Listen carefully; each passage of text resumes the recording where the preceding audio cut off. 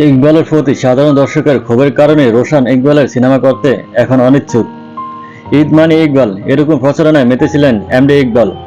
তিনি এই ঈদে রিভেঞ্জ সিনেমার প্রমোশন এমনভাবে করছিলেন যে সাধারণ দর্শকের কানে রিভেঞ্জের নামটি পৌঁছানি, এর বদলে টাকলা ইকবাল নামটি বেশ পরিচিতি পাইছে।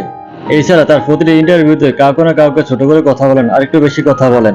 এর ফলে সিনেমা প্রেমীরা ইকবালের প্রতি বেশি বিরক্ত হয়েছে। 4 বছর আগে সম্পূর্ণ হওয়া রিভেঞ্জ মুভিটি তখন রিলিজ না দিয়ে পরপর আরো 2-3টি সিনেমা করে সেগুলো রিলিজ দেয় ইকবাল সাহেব। 3 বা 2 বছর আগে এই মুভিটি গিয়ে রিলিজ দিলে ছবিটি হিট হতে পারত, কিন্তু বর্তমান প্রেক্ষাপটে সিনেমাটি রোশনের জন্য ক্ষতির কারণ হয়ে দাঁড়িয়েছে।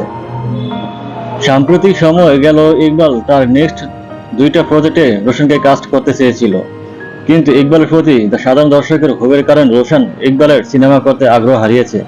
আর এই জন্যই রোশন ইকবালের আর সিনেমা করবে না ভেবে রিভেঞ্জের পর রিলিজের কোনো হল ভিজিটে বা প্রচারণা তাকে আর দেখা যায়নি এবং বিটে থেকে সরে দাঁড়িয়েছে। একই সঙ্গে বুবলি রোশনের পথে হাঁটছেন। রোশন বুবলি জুটিকে আর কখনো দেখা যাবে না ইকবাল পরিচালিত কোনো চলচ্চিত্রে।